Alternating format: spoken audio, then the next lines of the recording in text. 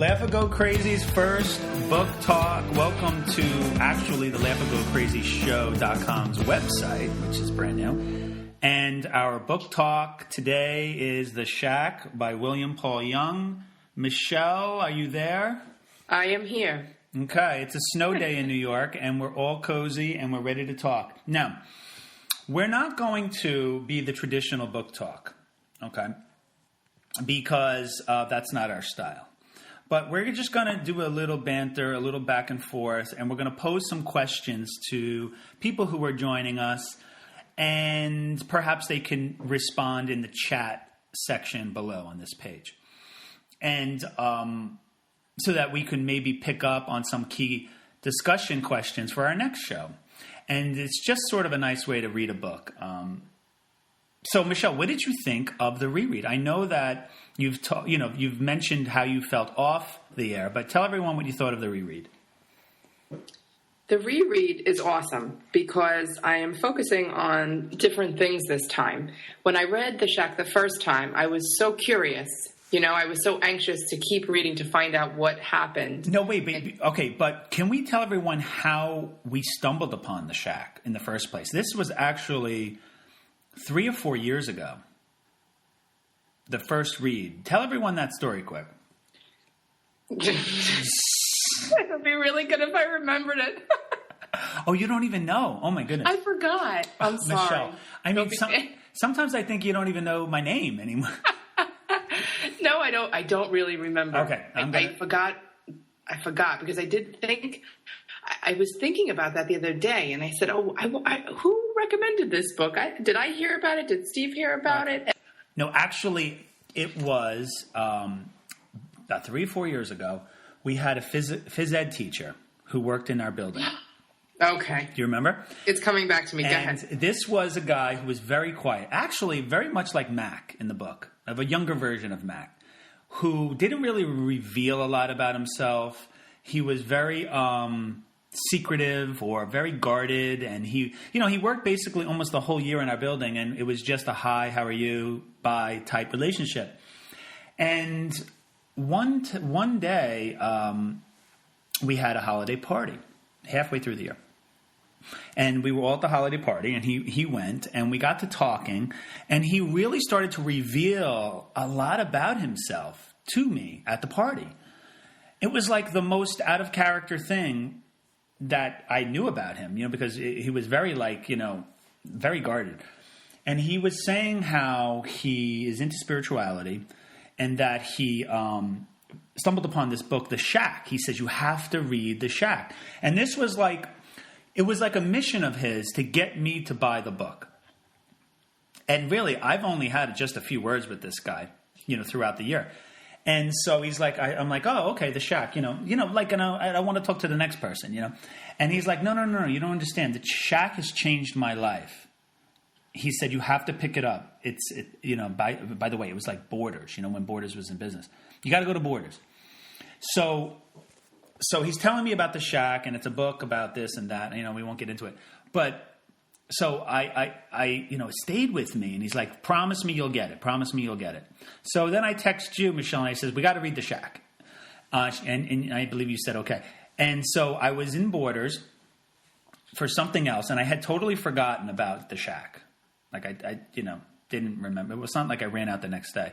And I was at the Borders maybe a week later, and at the checkout, how they sell stuff at the checkout counter, and The Shack was just like a little display at the registers. And I'm like, oh, that's right, I have to pick this book up. So I picked it up, and I told him the next day that I picked it up, and he's like, all right, good. I want you to know, let me know what you thought of the book. So then I started reading the book, and this was 3-4 years ago. And I loved it, Michelle. I don't know if I read it through, and then didn't I buy you a copy? I bought you a copy. I think you did. Yeah, and I think I loved it so much after 3 chapters, 4 chapters. Yeah, because I think we read it together. Yeah, I said, no, I have to read this with you. This is the early days of Laugh or Go Crazy. And we started to read, we set goals for each other, and we, just like we're doing now, and we read it and we talked about it, and I really love this book. And by the way, I'm not even going to tell you, but I love the ending. And so here we are, and we have this new website up. And I said, okay, what's the best first book to start with? Because in our book room, we have, a bunch of... We didn't want to start with a heavy theory book like Eckhart or Wayne Dyer. It's just I kind of wanted a book that steals your heart. And you start to think about God or your relationship with the universe or however and whatever you call your relationship with God. In this book, it's, Papa.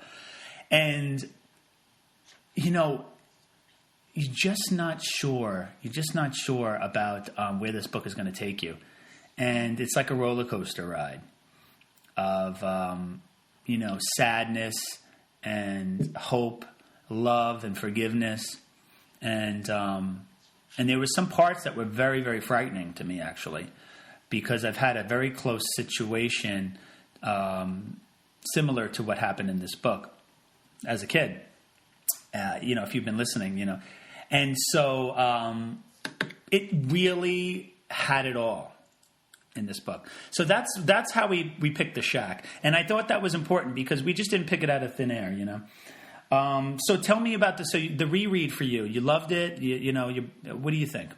Well, I'm loving the reread. Yeah. And I think I'm loving the reread because I do know the story, so I'm focusing on different things. I'm paying attention to the details. And in the foreword, I really enjoyed reading about Mac's childhood. I forgot those things. I forgot... you forget a lot because we read it years ago. So I'm enjoying watching the characters develop because Mac, even in chapters 1 through 3, seems to go back and forth a bit with the type of person he is. Like, it talks about how he's so, closed off, that it's hard. There was a part, actually, I'm just going to read it quickly, when the author says how Mac wanted the narrator to help him express to Nan and his kids the depth of his love, but also to understand what was going on in his inside world. Like, Mac is such a deep person, and he's like very quiet. And when he does speak, it's not always like in a way that it gets such a good reaction from everyone else. But then you start to see how he behaves with his children when he's on that vacation and they're camping, and how he's so grateful for them and how much he loves them that he actually wells up with tears because he's so grateful. So it's kind of, I'm paying attention to that. Yeah, the background. The emotion. Yes. And how the author writes like how there was a time where it wasn't so easy for Nan. Like, Mac made Nan's life a little difficult, and then a little further on, he talks about how much he loves Nan, and Nan is this wonderful person. So it sounds like a typical, life where you have ups and downs and different things happened in their life, even before all of this. No, right, and there was Jung talks about the melody of Mac's life has been interrupted and changed. Right. And you can see that. You can see that. Right. That's, perfectly said. I love that you pulled that part out, because you had mentioned that before to me, before we even started the book talk. But that's a perfect way to that analogy is perfect. I love how Jung writes, because he sneaks these he weaves the hints here and there. The great sadness. He doesn't necessarily refer to what it is. He hints at Mac's relationship with his wife. Remember, Mac came from an abusive family. Okay. Right. His father was like an alcoholic, and right, and he really beat his mother to a state of unconscious. Now, imagine as a child witnessing that. Like, it had to affect his whole life. No, absolutely. And he adores his wife. Nan. But Jung also hints at the fact that maybe it wasn't always like that. Maybe there was a little bit of turmoil, and maybe the melodic, harmony was interrupted. You learn from your past. I mean, if you were raised in an abusive household, and you've been around alcoholism. You know, my father was an alcoholic. Doesn't mean that I am, but so, you know, but I have the potential to be, I imagine, because, you know, A, it's hereditary, probably. You know, maybe it skips a generation, but B, you are and you do what you learn subconsciously and consciously, you know. And what Mac learned as a kid was that he never really had a good male role model. And I wonder, Michelle, you know, there's a part in the book where Mac or Young talks about Nan's relationship with God is almost friendly and casual. And she refers to God as Papa. And, you know, Mac doesn't necessarily feel comfortable with that term. Because later on in the book, I believe it's chapter 3, his kids have this kind of friendly, hey, Papa, you know, thanks for taking care of me, relationship with God. And he feels very uncomfortable with that. And I wonder why. I mean, I wonder if it's the word Papa as a metaphor to his own dad, you know, because his own dad was deeply flawed. He probably didn't have that relationship with his dad. He probably was scared, obviously, of his dad. And so maybe I just thought of this now. Maybe the whole Papa reference, you know, because God is like formal. You know, we grew up like God is formal. Right, that's true. It's formal. Yep, you're right. You know, like you have to bow, you have to kneel. You know, well, that's, you know, Jesus, but God is like, you know, in charge, authority. You know, and up till now, but up to a few years ago, I've had a very respectful, almost fearful, I don't want to rock the boat relationship with God, you know, and I ask for things, and, you know, it's done in a formal way where I pray, and Nan and his kids don't have that. Nan and his kids are very much like you and I, you know, like as if you were God, I would be like, hey, you know, God, thanks, you know, or, you know, and that's what I love about this book, because as the chapters unfold, that relationship starts to become more friendly.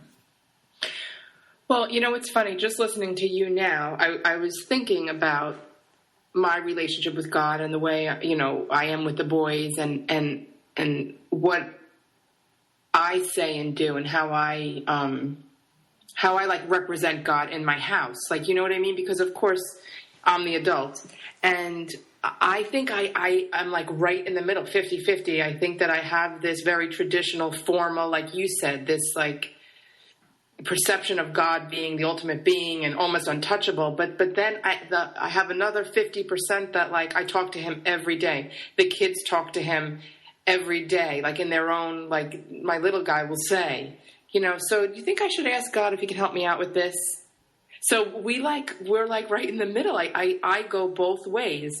I feel sometimes that he's this, what she is to me, you know, but that's a great, you know, way to look at it or to think on it, I should say. Yeah. And I go like, back. What is your relationship? Yeah, it's a good question. After reading this book the first time, I had almost a comical, friendly relationship with both Jesus and God. And it's because of the way it unfolds in the book. But and it's supposed to be that way, I believe, because if God made us human, and humans have faults. Humans laugh. Humans are silly. You know, this is the whole reason Laugh and Go Crazy is successful, is because we take a genre like spirituality or inspirational or whatever, motivational self-help, and we make it human, and we laugh about it, and we're not perfect, and that's the point. And so I love Nan's relationship with God as Papa. I think that's brilliant. I really do. So I think that the audience, after reading this book, will come away with not only a great story, but they probably will have a more friendly, informal relationship with both God and Jesus. And to me, that is the beauty of this book. Yeah, and I think that's why this book had such big hype, and there was some controversy that went along with it, but I think that it actually really makes you think, and it makes you, like, I just really had like a revelation just in my own thoughts, because it's funny, this happened a while ago, and it happens on and off, so it happens a few times a year, but the boys go to religion, and in religion, they're taught to say their prayers. So the Our Father, the Hail Mary, and they're also taught to, to talk to God. But I think they really are trained to, learn everything right now, So there are some nights where my little guy will say, it takes me long to say all my prayers because he goes through all of them. And then he does it on his own. That's his thing, just the type of kid he is. So, one night he said, you think it would be all right if I didn't say all the prayers like the Our Father, and I just talk to God about my day because I really want to go to bed. So you see how he's even I could do it this way or this way. Yeah. Right. For me, when I'm scared, I'm an Our Father type of person. I'll say the Our Father 100 times. Right. But if I'm just talking and I'm seeking help, because I'm trying to work through things, I'll do more of an informal. Yeah. But it's funny. I never thought of it like that. And also, many people feel as though, for a very long time, I felt like maybe you can't talk to God directly unless you're in church. Or, if you don't go to church, how could you have a relationship with God? Right. And, I'm well past that whole thought. But that could, you can come from a place of that. Yeah. And there's no right or wrong answer. It's just where you are. But I love how this book makes you think about all these things, your personal relationship with God, because sometimes we're pissed. Sometimes something happens in our life that we're so angry. And Mac, you'll see that he goes through this roller coaster emotional relationship with God, like we all do. There are times where you say, well, how could this happen in my life? Right. How could this happen in my life? It doesn't make sense. Why did you take her so early? Why did my friend, who was 2 years older than me from childhood, die of stomach cancer? And I lived right next door to her my whole life. And, it doesn't make sense sometimes. And that's where faith comes in. Right. It's funny. In this book, Missy, the youngest daughter, is talking to Mac. She loves when they go up to this campground, and he always tells the story, about a princess. And so there's a part I'm going to read to you now, but it piggybacks what you're saying. It's on page 21. Mac could hear the wheels turning in Kate's mind. No, honey, that's a true story. And do you know what? I think the Indian princess story is probably true, too. Mac waited while the girls processed their thoughts. Missy was next to ask, is the Great Spirit another name for God? Jesus, Papa? Mac smiled in the dark. Obviously, Nan's nightly prayers were having an effect. Mm-hmm. I would suppose so. It's a good name for God because he is a spirit and he is great. Then how come he's so mean? See how interesting that question is? Right. And how children, they don't understand that. Why? Even adults don't understand it. If you're supposed to, loving God, and ask for everything that you need and have this beautiful relationship, then some people do feel so then why is this world ugly at some times? Or why do things happen? Terrible things happen. So he says, here was the question that had been brewing. What do you mean, Missy? Well, the Great Spirit makes the princess jump off the cliff and makes Jesus die on a cross. That seems pretty mean to me. Mac was stuck. He wasn't sure how to answer. At 6.5 years old, Missy was asking questions that wise people had wrestled with for centuries. Sweetheart, Jesus didn't think his daddy was mean. He thought his daddy was full of love and loved him very much. His daddy didn't make him die. Jesus chose to die because he and his daddy loved you and me and everyone in the world. He saved us from our sickness, just like the princess. So, it really makes you think. So that's what I got out of chapters 1 through 3. And that's why I love this book so much, because it took down the walls. It took down the wall, the formal curtain, whatever, between me and God and Jesus. And actually, reading it forward, I laughed a lot. I don't want to give too much away. Yeah, don't get into it. I can't give too much away, but it's a great book. Yep. So I want to, I think we're going to close, but we want to close with a couple of questions perhaps, and maybe it could just be as simple as, what is your relationship with God today? And if you feel comfortable answering that, and if you don't, you can just say, the formality of your relationship. Maybe you can just respond to the formality of it. Do you have like a formal relationship, or do you think it's the informal papa type friendship relationship?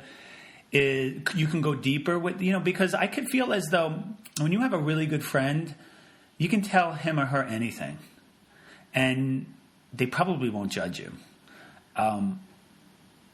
And so that's that informal trust. I think you can go deeper with your relationship when you start to view God and Jesus as not only a friend, but someone who's looking after you. And maybe that's what you wanted to think about. Like, maybe you want to change your relationship with God, or you want to balance it out, or have a balance more than one way or the other.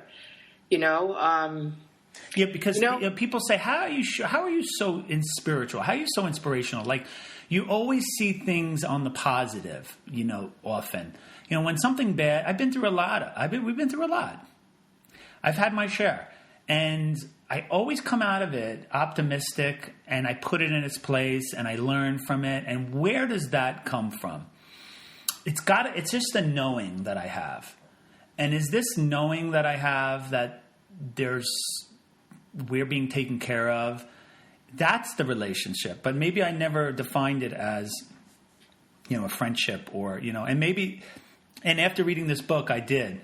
And it's reminding me that I may not have that informality as much anymore. But I will get it back after reading this book a second time. So right. Or maybe you'll just talk more. Like, maybe I'll just. Steve, do you remember, before we close it up, I just feel like I have to say this, I don't know why, but do you remember last spring I called you, and I was like in a state of shock because I was driving home from work, and I was at a stop light, and this lady asked me to roll down my window. So naturally, when someone asks you to roll down your window, you assume they're going to ask for directions.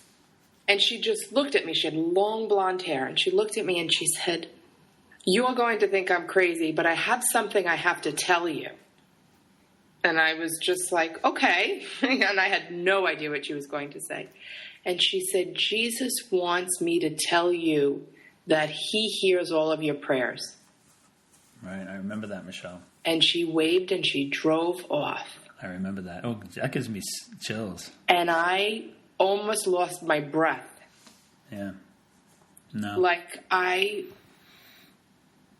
there were no words to express like what that meant, and everyone has a different journey. Everyone has a different relationship, but I do believe that whatever you believe in, you have to have some faith in something. You have to have a relationship with another, another being. And I don't know if we talked about this on another show, but what is the real idea behind Santa Claus? It's teaching children to believe in a miracle, teaching children to believe in something that isn't tangible. They can't see it. Okay? So you're building their faith. And although a lot of people don't agree with it and some people don't celebrate, it's not. So when I read about it in that way, I respected it even more, the theory behind Santa Claus, because there's so much written about it, and whether it's something that's healthy or unhealthy, or you believe in it or you don't believe, whatever it is. But at a young age to believe in something that you can't see, I think that is an important process, an important step. I agree. I've never heard it put that way. That's great. Yeah, because you're teaching them faith. Yeah. Because they believe. Right. they believe, and they can't actually see him. And that, is that's what we're doing, right? You see God, Jesus in different ways because you see it in other people, by the things that happen. That's how I see it. Well, I do see Santa Claus was real. No, but yes, but he doesn't. My Saint point Nicholas. I think it's the belief in the spirit. That's what I'm saying. They're believing in something they can't see. Yeah, right. That's not happening right now. Like, I know there's so much history on Santa Claus and Saint Nicholas, and I know there was a real Saint Nicholas. But do you get the point? No, I get the point. Just briefly, yeah. Yeah, I love it. So it's interesting, right? It is, and I can't wait to hear everybody's take on their reaction for chapter. And believe me, the book takes off in chapters 4. This is just the beginning. So if you were somebody who read 1 through 3 and said, okay, what's the hype? No, you have to settle in. You love the book. So we're going to give an assignment. You're going to read chapters 4 through 7. So 4, 5, 6, 7, right? And you'll comment below on your formal or informal relationship with God, what you think, and anything else you would like to comment on. And we will see you Sunday morning at laughorgocrazyshow.com in our book club page. And we're going to jump on the site also, Michelle, and we'll banter back and forth with you guys.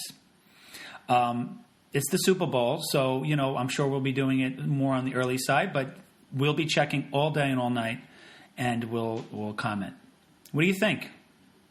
I think it's great. And if you know someone who you think would really enjoy this book, gift it to them, have them catch up and join us. You have to gift.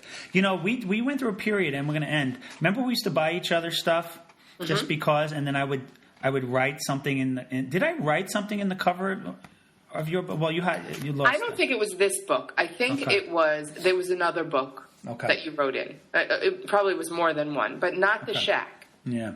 Well, I think the Shack, I don't remember. I think we bought it at the same time, but there were other books, yes. Every time you gift a book, you always have to write in it. You write in it. Because if it's a very special book, the person won't share it. Like, I shared the book you gave me, so I know you didn't write in it, because if you wrote in it, I would have never shared it.